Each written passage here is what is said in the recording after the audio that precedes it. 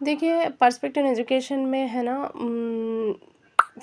Philosophy से और फ़िलॉसफ़र के बारे में भी बहुत इम्पोर्टेंट क्वेश्चंस आते हैं।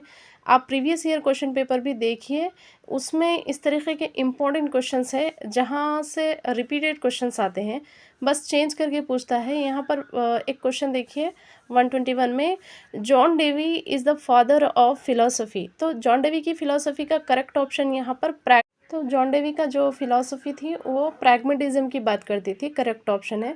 122 का देखिए, kindergarten system introduce by, kindergarten system को कौन इंट्रोड्यूस करे? Very easy, Froebel.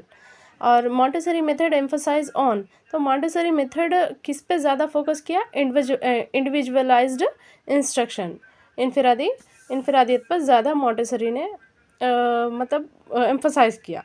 और 124 में मॉन्टेसरी बिलीव दैट, तो मॉन्टेसरी मेथड क्या कहता है? बच्चे जो नेचुरली क्यूरियस रहते हैं वो केपेबल ऑफ लर्निंग इंडिपेंडेंटली, वो इनफरादी तौर पर सीखने के काबिल होते हैं। मॉन्टेसरी मेथड जो बिलीव करता है वो ऑप्शन आपको याद रख लेना चाहिए। 124 यहाँ पर देख लीजिए आप।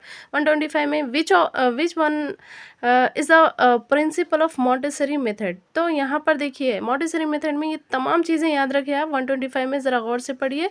Respect for other child, observe mind, auto education. जब भी हम मॉन्टेसरी मेथड पढ़ेंगे तो वहाँ पर बच्चे का मतलब ऑब्जर्वेशन के तहत उसको लर्निंग भी कराते हैं। तो इस तरीके के ऑल ऑप्शन का ऑल ऑफ दी अबव ज़रा गौर से पढ़ लीजिए आप। इस तरीके के एक दो क्वेश्चन पूछे जाएंगे।